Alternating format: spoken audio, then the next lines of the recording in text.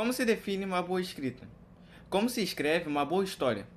Bom, eu sou Lúcio, estudante de filosofia, e faço vídeos falando sobre filosofia, sociologia e psicologia, usando séries, filmes, desenhos e animes. E hoje vamos analisar a filosofia de Platão sobre o poder e o perigo da escrita, analisando a obra Lorax de Dr. Seuss. Esse vídeo é baseado em um trabalho acadêmico feito por 4 colegas de faculdade, sendo Gabriel Rodrigues Golart, Gabriel Vargas Araújo dos Santos, Lua Caroline dos Santos Ramos e Thaisa de Oliveira de Brito. Muito obrigado por vocês deixarem eu usar o seu trabalho de base para escrever esse vídeo. Mas antes de mergulharmos na filosofia de Platão, vamos relembrar a história do livro de Lorax de Dr. Seuss. Em um mundo de cores vibrantes viviam as árvores trúfulas e criaturas como Barbalutes e Suome Swans, mas um dia chega o Onceler, ou uma vez, um sujeito do qual só vemos os braços e as luvas verdes. Ele vê nas trúfulas uma oportunidade, cortar apenas uma e inventar o Tsinid, um produto de 1001 utilidades que ninguém precisava, mas todos passam a querer, como diz o próprio nome. A fábrica de Tsinid cresce e a poluição gerada aumenta. E é daí que surge o Lorax, uma criatura bigoduda e alaranjada que fala pelas árvores. Ele não luta ou usa de violência. Ele apenas anuncia: eu sou Lorax e falo pelas árvores. E as árvores não podem falar a não ser que alguém as ouça. Ele é consciência, o aviso repetido e ignorado diversas vezes. Oncelé, cego pelo lucro, ignora Lorax e continua a cortar até a última árvore trúfula. Tudo vira um desespero, um lugar desmatado, vazio e uma lembrança dos erros e da ganância de Oncelé. Lorax, sem razão para ficar, desaparece, deixando para trás apenas uma pilha de pedras com a palavra unless, ou em português, a menos que. Anos depois, em um mundo cinza e decadente, o velho Oncelé, trancado em sua casa, conta essa mesma história ao menino. E no final ele joga para o garoto a última semente de trúfula, dizendo que nada vai melhorar a menos que alguém como você se importe muito. E assim, a história para por aí. Mas o que será que o garoto vai fazer com a semente? Bom, a resposta está conosco, nós que estamos lendo a história. Por fim, antes de nos aprofundarmos na filosofia de Platão, é crucial analisarmos o mecanismo central da narrativa, a lógica do Tsinid. O nome Tsinid é formado pela palavra inglesa need, que significa precisar. Não é um bem de consumo qualquer. Ele opera o que podemos chamar, à luz da filosofia da linguagem, uma inversão semiótica fundamental. Mas o que isso significa de fato? O Tsinid é, em sua essência, um significante vazio, algo que supostamente todos precisam, cujo significado não é definido pela sua utilidade, mas sim por uma campanha de marketing que fabrica o desejo. Ou seja, você não precisa disso, mas o marketing é tão bom que te convence que você precisa. Dessa forma, Dr. Seuss antecipa a crítica à economia do signo puro, onde o valor de troca supera ou se torna mais importante que o valor de uso. A produção do Tsinid não atende a uma necessidade humana autêntica. Pelo contrário, ela cria uma necessidade para justificar sua própria existência predatória. Essa fabricação do desejo é o motor que coloca em movimento a tragédia ecológica, demonstrando como a linguagem, quando instrumentalizada pela lógica do capital, pode se tornar uma força de alienação e destruição, ecoando a natureza de fármaco já identificada por Platão. Mas o que significa esse fármaco? Bom, é o que nós vamos analisar agora na filosofia de Platão. A escrita, desde sua invenção, tem sido um espaço de tensão entre memória e esquecimento, entre o registro e a perda. Platão e Fedro apresentam essa contradição no mito de Tenut, que vamos ver brevemente. Teut é a forma grega de chamar o deus egípcio da escrita Tut. No mito, ele oferece ao rei Thamos o dom da escrita. Tenut afirma que com ela conceberá sabedoria e memória. Thamos, no entanto, responde que a escrita não é um remédio para a memória, mas sim para a lembrança, uma imitação ou representação do saber, uma droga, que em grego se chama fármaco. Ela pode tanto curar quanto envenenar, a depender da porcentagem que ela é aplicada. Essa ambiguidade percorre toda a história da escrita, o poder de perpetuar o conhecimento e, simultaneamente, o risco de afastar o homem do exercício vivo da memória. Você pode estar se perguntando: pô, legal, bem interessante essa história, mas o que ela significa? Bom, como eu falei, o fármaco pode ser tanto veneno quanto cura. E assim como a escrita é capaz de conservar o conhecimento, ela também é capaz de enfraquecer a memória viva e o pensamento autêntico. É nesse espaço paradoxal que entra a história de Lorax de Dr. Seuss. Pois mesmo sendo uma narrativa infantil contada através de fábula, também é articulada um discurso de caráter mitológico e ético. Ao analisar a história do mito de Platão, percebemos que a escrita de Lorax não se limita a narrar uma história, mas atua como um gesto dialético. Planta discurso na alma do leitor, que podem germinar como reflexão ou morrer como repetição. Assim, Lorax se torna um mito moderno sobre a responsabilidade, sobre o modo como o humano lida com a natureza e com as consequências de sua própria linguagem, seja ela verbal ou industrial. Em Fedro, mais especificamente nos versos 276e a 277a, Sócrates distingue dois possíveis usos da escrita: o uso superficial, que apenas repete e embeleza o discurso, e o uso dialético, que semeia ideias e fecunda na alma de quem lê, gerando assim um impacto genuíno e verdadeiro no leitor. O bom discurso, segundo Sócrates, é aquele que, mesmo escrito, é capaz de ajudar a si mesmo e quem o plantou, perpetuando como sementes de pensamento. Dr. Seuss, ao escrever Lorax, parece consciente dessa tensão. Sua escrita ritmada, aparentemente lúdica, esconde uma estrutura metalinguística. É uma escrita que reflete sobre a própria função da escrita enquanto transmissora de sabedoria. Como em Platão, há uma inquietação. A história pode ensinar, mas também pode adormecer o leitor em uma falsa sensação de moralidade já compreendida. Em outras palavras, o conto de Lorax pergunta silenciosamente: o que fazemos com o que lemos? A história, enquanto texto, não salva. Ela apenas oferece um gesto simbólico, a semente. Cabe ao leitor plantá-la, interpretá-la, deixá-la frutificar em pensamento e ação. Para um leitor desacostumado com as nuances, Lorax pode parecer uma simples fábula infantil sobre ecologia. No entanto, sua genialidade está justamente em fazer a sua subversão sistemática das expectativas narrativas convencionais. A obra de Dr. Seuss não se contenta em apresentar uma moral clara. Ela desmonta os alicerces mesmos sobre os quais as lições morais são tradicionalmente construídas, forçando o leitor a um lugar de inquietação e autorreflexão. As fábulas tradicionais seguem o mesmo esquema: vilão, vítima e herói. Podemos ver isso no caso de Branca de Neve, Cinderela, Robin Hood, entre outros exemplos que eu poderia dar. Essa tripartição, herdada da poesia de Aristóteles e reproduzida na literatura ocidental, serve à pedagogia moral clássica. O bem vence o mal, e a virtude é recompensada. E Lorax, de Dr. Seuss, desarticula esse modelo. O suposto antagonista Oncelé não é uma figura maligna, mas uma metáfora para a humanidade moderna, fazendo com que possamos nos identificar e identificar outras pessoas que fazem mal para a natureza para benefício próprio. Seu nome, derivado de Once Upon a Time, ou Era uma Vez em português, o inscreve na própria tradição narrativa.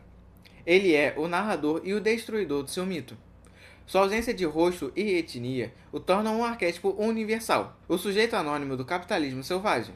O homem que, em nome de uma suposta necessidade, transforma o mundo em mercadoria, o destruindo por completo. As vítimas, por sua vez, não são indivíduos, dotados de fragilidade moral ou sentimental, mas os próprios ecossistemas, ursos, peixes e árvores. Essa desindividualização das vítimas é simbólica. O mal não é um ato pessoal, mas estrutural e coletivo. O leitor, então, não se pode refugiar na distância confortável entre nós e eles. Ele é chamado à autocrítica e reconhecer como parte do Oncelé. Mas e quanto ao herói? Bom, ele não existe. O Lorax, mensageiro da floresta, não salva. Ele apenas anuncia. Como profeta trágico, ele fala o óbvio que ninguém quer ouvir. A mensagem que ele deixa para trás, a menos que, é um enigma moral, uma condição em aberto. Depende do sujeito que lê. O verdadeiro herói, portanto, não é um personagem, mas uma possibilidade, o ato de reflexão do leitor e uma mudança de hábito, atitude e pensamento. Em Lorax existe uma duplicidade estética: o texto escrito e a imagem ilustrada. Essa duplicidade estética não é um mero recurso estético, mas um elemento construtivo da pedagogia da obra. Enquanto a escrita ritmada e lúdica estabelece um pacto de leveza com o leitor, as ilustrações revelam um trabalho semiótico complementar e, por vezes, estabelece contraponto. A representação do Oncelé como par de mãos verdes, por exemplo, é uma escolha visual decisiva para a narrativa textual para não precisar descrever. Ela opera diretamente no imaginário, construindo a ideia de que uma força impessoal desencarnada cuja identidade é irrelevante diante da ação universal. A representação do Oncelé como par de luvas verdes, por exemplo, é uma escolha visual decisiva que a narrativa textual não precisa descrever. Ela opera diretamente no imaginário, construindo a ideia de uma força impessoal e desencarnada, cuja identidade é irrelevante diante de sua ação universal. Dessa forma, a mensagem não é apenas lida, mas vista e sentida, criando uma via de mão dupla de acesso ao seu esquema simbólico fundamental. No futuro devastado, essas mesmas luvas aparecem isoladas, presas em uma casa abandonada, simbolizando a impotência do homem diante do próprio rastro de devastação da natureza. A escrita e a imagem convergem em uma metalinguagem que reflete o próprio processo de leitura. Aquilo que um dia foi potência criadora transforma-se em ruína simbólica. Assim, o livro é também sobre o fim da linguagem. Quando a última trúfula é cortada, o mundo perde não apenas uma árvore, mas a capacidade de nomear a vida. O Logos é destruído, junto com o bioma. O tempo em Lorax não é linear, mas circular. O passado e o futuro se espelham como dois polos de um mesmo gesto narrativo. Oncelé fala de um passado colorido, utópico, em contraste com um presente cinza e desolado. Essa alternância temporal não é apenas estética, mas é uma pedagogia simbólica. Como em mitos antigos, o passado em Lorax é o tempo da inocência e da harmonia com o natural, ao contrário do futuro, que é o tempo da desagregação e da perda da totalidade. Contudo, o ciclo temporal é reaberto no momento em que Oncelé entrega a semente à criança, dando uma esperança de que há como mudar esse cenário. Essa passagem é a chave do mito. O tempo volta a ser uma possibilidade. O tempo mítico é reatualizado pela imaginação da criança, que representa a consciência em um estado germinal. Assim, a lição de Lorax não é moralista, mas é uma iniciativa. A verdadeira transformação só ocorre quando a memória mítica é reativada dentro do sujeito, quando o mito é reencarnado no presente e pela imaginação e a ação. Diante do que vimos, fica claro que Lorax é mais do que um simples livro infantil. A história se transforma em um mito moderno que não fala apenas sobre a destruição da natureza, mas sobre algo que é ainda mais profundo. O modo de como usamos a linguagem, contamos histórias e lidamos com as consequências que criamos. Lorax não é só sobre salvar árvores, é sobre salvar o sentido e a responsabilidade e o próprio poder de narrar. No fim, o livro ecoa a advertência de Platão. O conhecimento escrito não é sabedoria de verdade, a menos que se torne experiência viva. O Lorax pode nos ensinar sobre ecologia, ética e consumo, mas se ficarem apenas uma história bonita, será tão vazio quanto a escrita que Sócrates criticava, bela, porém vazia. Oncelé, ao contar o próprio erro, representa o paradoxo do ser humano moderno, aquele que destrói o mundo enquanto o descreve. Ele é, ao mesmo tempo, autor e culpado, leitor e esquecido. Assim, a história nos mostra que escrever, e mais ainda ler, é sempre um ato de responsabilidade. A semente que Oncelé entrega à criança e a nós leitores é o símbolo da esperança que ainda existe, mas ela só vai germinar se alguém realmente se importar. E é nesse "a menos que mora o sentido mais profundo da obra, o convite para transformar o que lemos em ação e refazer o mundo a partir da palavra. Porém, enquanto essa escrita crítica de Dr. Seuss tem que ser adaptada para outra mídia, mais especificamente um filme de animação, será que a empresa que vai produzir vai respeitar o legado original? Será que vai conseguir passar todas as nuances da obra original?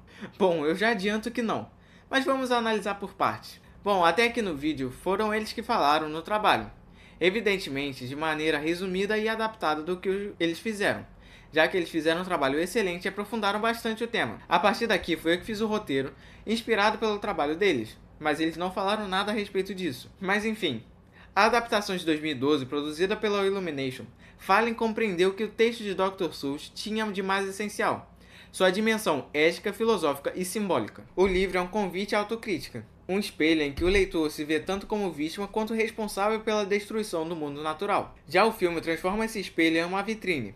O foco sai da reflexão e vai para o entretenimento. Enquanto o livro é uma fábula trágica contada em um tom místico, o filme adota uma estética de comédia musical, em um ritmo de ação típico de produções comerciais. O Oncelé no original é uma figura sem rosto, símbolo de toda a humanidade. Mas, na adaptação, ele ganha um rosto, voz e até uma história de redenção pessoal. Isso, que poderia parecer enriquecedor, acaba diluindo a força alegórica do personagem. O anônimo se torna indivíduo, e o símbolo coletivo se reduz a uma drama moral particular. O Oncelé deixa de ser todos nós e vira apenas alguém que errou. Outro ponto crítico é o tratamento dado à mensagem ecológica. Ao invés de provocar desconforto e responsabilidade, o filme suaviza o conflito e transforma um apelo otimista e consumível. A crítica ao capitalismo e ao consumo excessivo, presente no livro, é paradoxalmente neutralizada por uma estética de mercado, o mesmo mecanismo que Dr. Seuss denunciava. Tudo isso poderia ser justificado se falassem: ah, mas é outra mídia, tem que adaptar. Ou falando: quando se adapta tem que ter mudanças para encaixar. Essas mudanças não afetam em nada a essência do livro. Isso até poderia ser verdade, como em muitos casos é. Mas o problema é que o filme virou um produto, cercado de campanhas de marketing, brinquedos e, pra mim, o mais absurdo. Simplesmente, o Lorax virou um ícone de anúncios de venda de carros verdes. O fármaco, segundo Platão, se cumpre aqui de forma mais irônica possível. A história que alertava contra o veneno do consumo é transformada em mercadoria que degrada e ridiculariza o meio ambiente. Além disso, outro ponto importante é o tempo mítico e circular do livro, que coloca o leitor dentro do ciclo de destruição e esperança, que é substituído por uma narrativa linear e previsível, com vilões caricatos e finais felizes. O mistério do a menos que desaparece, trocado por uma moral explícita e simplificada. O que era um enigma filosófico, um chamado à ação ética e interior, torna-se uma frase motivacional genérica. Em termos platônicos, podemos dizer que o filme faz um movimento contrário ao mito de Teúte. Ele transforma o logos vivo, o discurso que semeia a reflexão, é uma imagem morta. Uma representação, uma imitação que apenas repete a aparência do original. O filme é uma sombra projetada na parede da caverna colorida, divertida, mais distante da verdade. No fim, a adaptação de Lorax não é apenas uma leitura rasa do livro. Ela representa o mesmo fenômeno que o livro denuncia: o esvaziamento simbólico da linguagem pela lógica de mercadoria. Assim, o filme não é um erro isolado, mas um sintoma cultural. O sinal de que o mundo moderno, até mesmo os mitos, precisam ser simplificados para caber no mercado do entretenimento. Agradeço novamente a Gabriel Rodrigues Goulart, Gabriel Vargas Araújo dos Santos, Lua Carolina dos Santos Ramos e Thaisa de Oliveira de Brito por me deixarem usar seu trabalho para embasar esse vídeo. Mas então é isso. Deixa o like, se inscreve no canal e até o próximo vídeo.